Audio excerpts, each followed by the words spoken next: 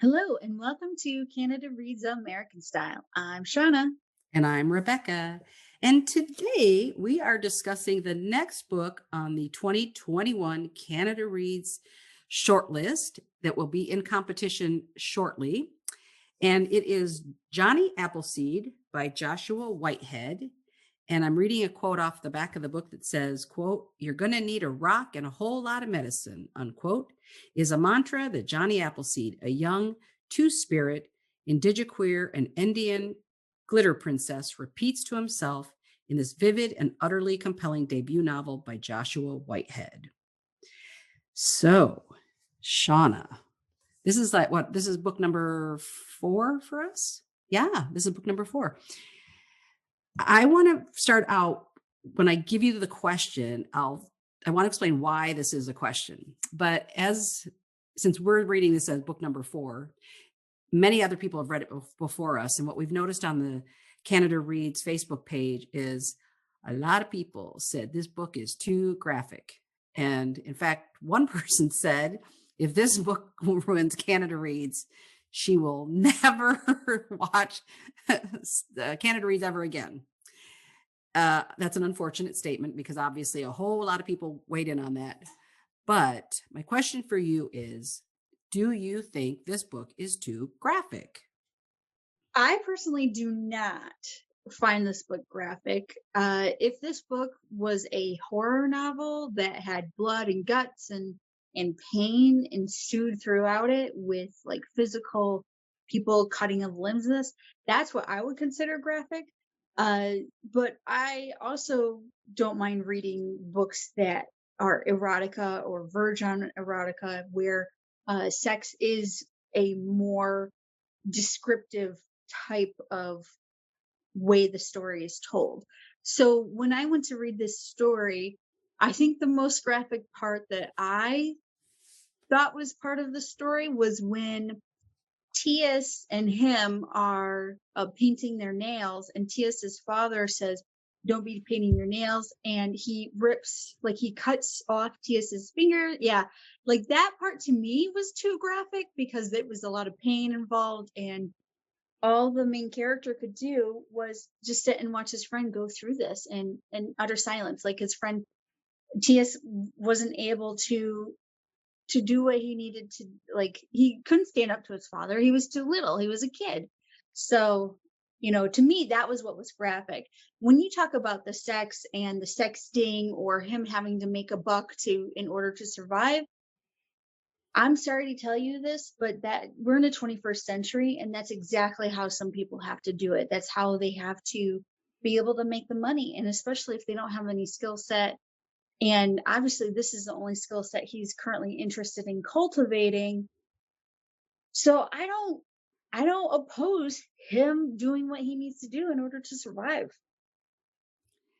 Yeah, I feel the same way. To me, in fact, when I started reading it, I thought the way people were talking about it was going to be hardcore description of actual like body parts moving in and out of other body parts and all sorts of other things. And I started reading and I thought, okay, well, I'm waiting for it to get graphic because I didn't really think it was graphic. And, I grew up reading romance novels, and back in the day, they were very, they would kiss and that was it. And then they started to get into like sex and then like oral sex and all kinds of things. And I was like, okay, that to me, and I've read a little bit of erotica. It's not my genre. I don't really care for it that much, but I've read a little bit. I don't have any issues with that. I don't think anyone is, but let me be clear though, it does bother some people, and that's fair. They may not like any kind of sexual description, and that's fair. And I don't fault them for that. If they don't like it because it's gay sex, then I kind of want to say, well, that's you got to kind of work through that a little bit, I think, because sex is sex. It's body parts, it's physical reactions, etc. I will say though that I will never forget that I'm I feel like you, Shauna. That scene, because you kind of warned me about that scene. I was right. The next sentence I was going to read in the book was that is situation that happened with the fingernails. And so I was prepared for it and I kind of skimmed it. I can't even read that kind of stuff. But what bothers me more, are when animals suffer. And I will never forget that I read The Vegetarian, which was really, really highly rated a number of years ago. And I read that, and there was a scene where a main character runs this dog into the ground. And unfortunately I can't unread it, and I can't forget it. So anytime animals suffer in a story, I skip it. I cannot read that at all. And that's why back when we read the Chimps of Fauna Sanctuary, I did read it and I cried through the whole book. But anyway, so yeah, graphic sex, it doesn't bother me. It doesn't shock me. I'm not going to not read a book because of it. And it's integral to the story, for crying out loud. The man's a sex worker. So there's going to be, and even then, I don't think the sex with his clients, there wasn't really anything there. It was just his relationship with Tias, and that was the love of his life. So to me, what the heck? People need to unbunch those panties, I think. Just a little bit. Now, I do have to say, like, I'm curious. When we were reading the descriptions of the stories when the shortlist came out, I think it said cyber sex, and I wonder if how many people thought this book would be set into the future, not realizing that we have cyber sex now, and it's been a prevalent part of the internet for a very long time. Honestly, I hate to say this, but if people really don't know that virtual sex has been taking place for a long, long, long, long, long time, I mean, I don't, they've got to be living under a rock at this point, honestly. Or maybe they read like light romances or what's the word? Inspirational novels or something. I mean, I don't know how you could live in this world and not know that's been around since the internet started. Right. I mean, honestly, yeah, that was back in the mid That 90s. makes sense. Because I mean, now when you say that, it makes me think of the Midnight Bargain and how in that you go from all they do is kiss. That's it. I don't think they even hold hands. And then in this novel, we have, 80% of it is him doing stuff online, and then maybe another 20% of it is him doing, like, maybe I would say 15% with TS, and then another 5% actually doing it with his clients. So just something interesting, I think. Yeah, but it is interesting because the problem is so many people said it was graphic that I think a lot of people said, like, well, if that's the case, I'm not going to read it. And, I think we all have to remember that we all bring our own personal views to a book. And I cannot stress enough how much I did not want to read Suzanne a couple of years ago, and it turned out to be my favorite book that year. So I think we have to give a book a chance. Although I don't believe what Shauna says, which is that no matter when you start it, you should finish it. I've changed that perspective. No, I know, but but I'm just saying, I think you have to give it a try because again, I expected it to be really like gay porn, to be honest with you. I kind of really thought that's what it was going to be. And it's not that at all. It's a beautiful story about, this young man this glitter princess, which I love that title description, but I think it's a very sad story. I think it kind of broke my heart. And anyway, let's talk about the next question because I do want to talk about this. I do want to answer this question. I'm excited about this question. Go ahead. Sorry. Could the story work as a movie or a TV series? Okay, I'm going first because I really feel strongly about this. I need I think it definitely could be a story, right? Because his stepfather passes away and he's trying to raise enough money to get back to the res to be there for his mother and you know, to put an end to all of that, right? And he's trying to raise money. That's fine. But here's the deal. I need a better ending. That ending was horribly sad to me. I need Jonny to find love. Whether it's with Tias and they have a three-way relationship. He and Jordan have bonded. I think if it's Jordan and Tias and Jonny together raise that child and they're a family unit, like I would love that. I would love him to in fact, that one guy he sleeps with at the end, and the guy even said, like, oh, I'll see you again. And he was like, yeah, it was fun. And he sort of walked away from it. And I thought, oh, maybe that's the love of your life. You don't know.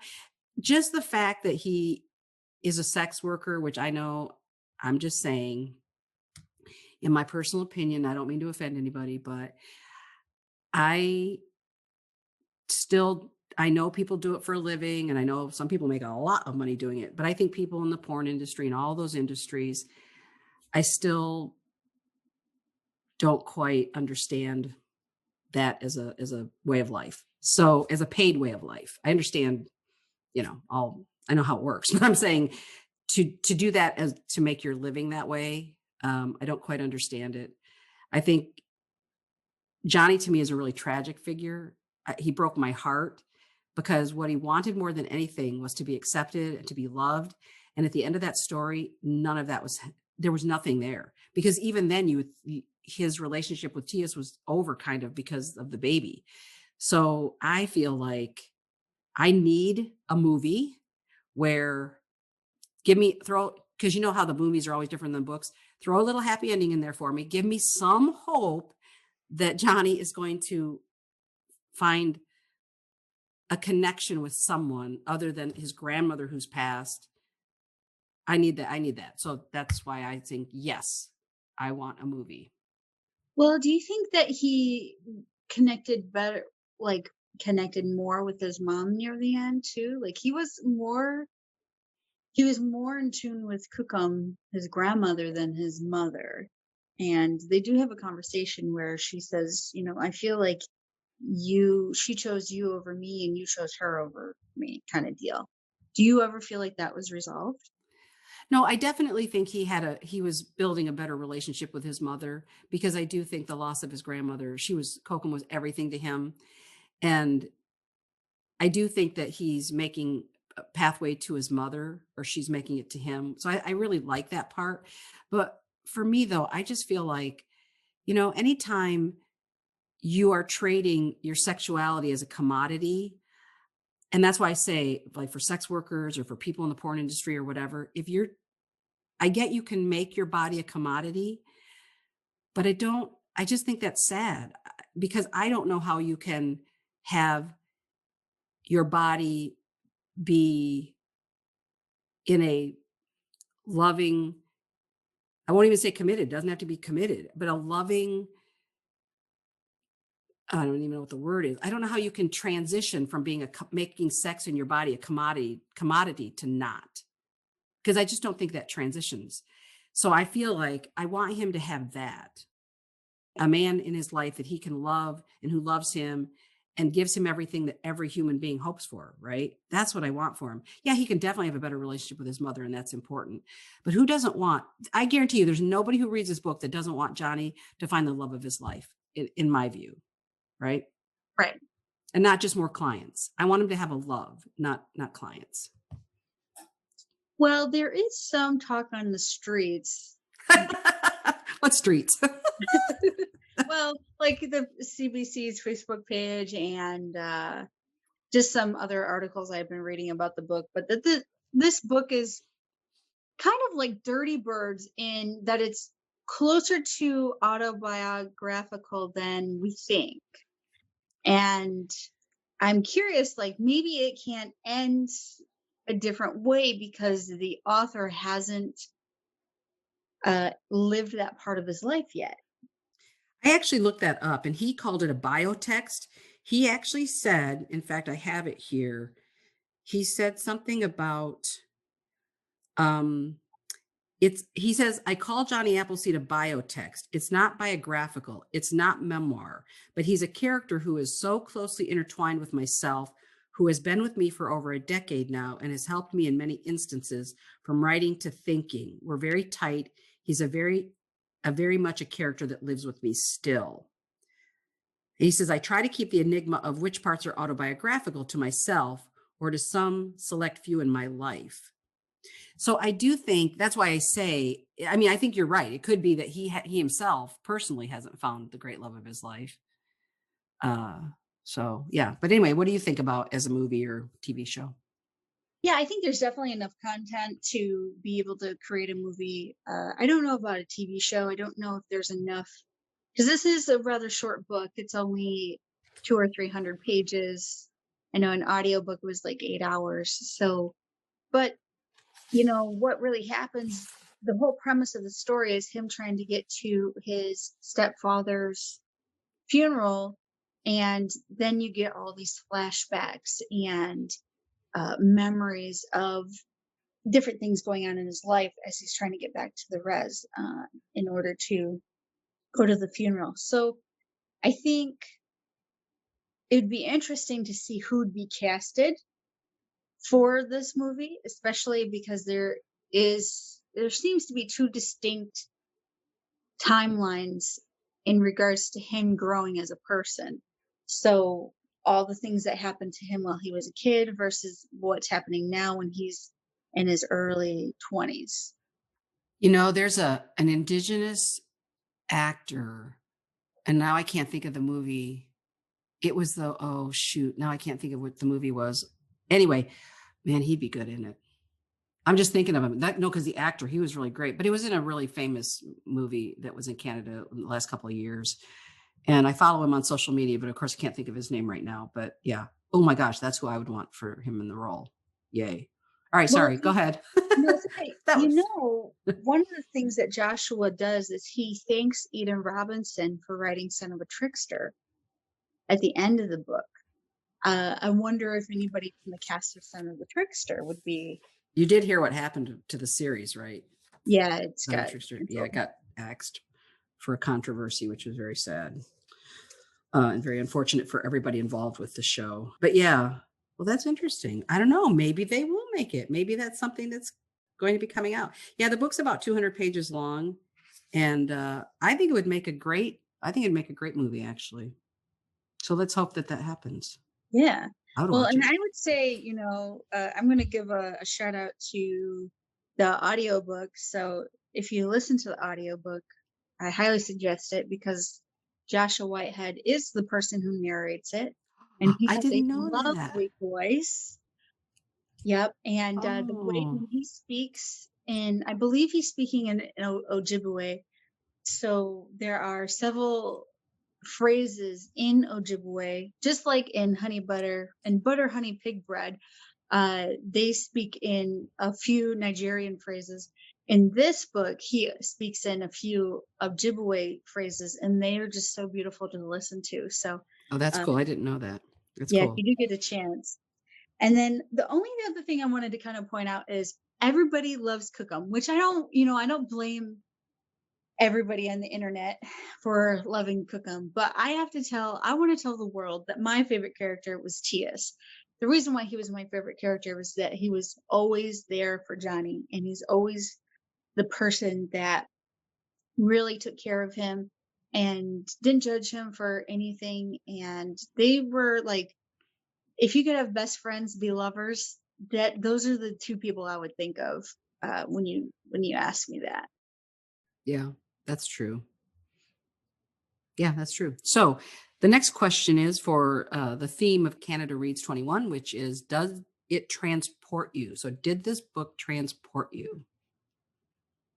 Ooh, that's a hard one because it is set it's set in Canada, whereas, all the other books are set in other distinct places. So this one, I kind of don't feel as transported. I think I related more to it in regards to I have experience with sexting or online dating, and I have experience with like not having any money and trying to figure out what to do.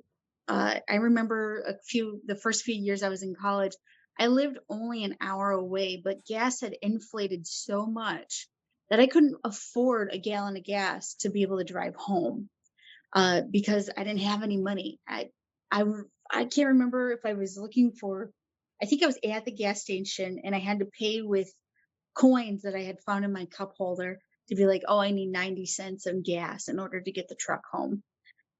So I do relate to the story. I don't know if I would say I was transported. Yeah, it's kind of funny. I enjoyed the story a lot, but when I thought about the question of whether I felt transported, I didn't. I think it's a really beautiful story. when the ending isn't what I want, I make it up myself. So Johnny does. He either becomes part of a family with Jordan and TS, and they all live happily ever after, or he finds the love of his life. But as far as if it transported me, I can't say that I felt that it hit the theme. And I think it'll be interesting because I think the other four books clearly transport you into a place that you don't know. Maybe most of us don't know, so it'll be interesting to see how the defender handles this book in that situation. So yeah, I really looking forward to the competition. I think it's going to be really wild this year. So now our last question is, how many maple leaves do you give the book, I'm going to give this one 4 maple leaves. and why 4 versus 5? I don't think this is a book for everybody. Like I can't say that I would just say, "Oh, hey, go read this book" to any person. It would be a select person that I would say, "Hey, I think you should read this book," or so on and so forth. And then I wasn't the biggest fan of the like it kind of goes nowhere. And really say that with your ending, like it just tells the one story of him trying to get to his uncle, and then there's flashbacks. And I kind of don't feel like he didn't necessarily grow as a person. He didn't change at all. He didn't, it's just this one look at one person during a certain span. So Yeah, actually, that's a really good way of pointing it because I love books and movies that are like a slice of a person's life in a moment. Like I love that. And I'm okay with that. But I agree with you. Even I was sort of getting toward the end, and I sort of almost forgot that he was trying to make money to get back for the funeral. I kind of almost forgot that. And when I remembered it, I was like, oh yeah, that's what ties it all together. Because I was at one point thinking, I don't quite know where this is going. Like I don't quite understand what's the point of the story until I then remembered about raising the money to get home. So yeah, I agree. I would give it 4 stars. I think it's really good. I it's characters, let's face it, that we normally don't hear from. So I love that. And I would give it 4 stars. And I think we're both on the same page about that. So that's book number 4. yay! So I think the last book that we have is Hench, and that's by Natalie. And I'm sure we'll be talking to you guys in the next You said it's by Natalie, like you know Natalie. You don't know Natalie, but I'll read the whole name since you didn't. Since I think it's because you didn't know, and I'm not sure I'm saying it right, but it's Natalie Zena Walshots. Walshots. So yeah, Hench. That's our last book in the. How do you know I don't know her? I don't know. You just said, yeah, well, I know you don't know her. Trust me, if you knew her, you would have told me by now. Let's read Natalie's book first and let's get an interview with Natalie. That's how I know you don't know her. Okay, you caught me.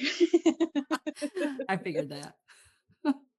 Anyway, if you want to join us for more Canada Reads content, go ahead and follow us, subscribe, contact us on Instagram at Canada Reads American Style. Have a great day. Bye.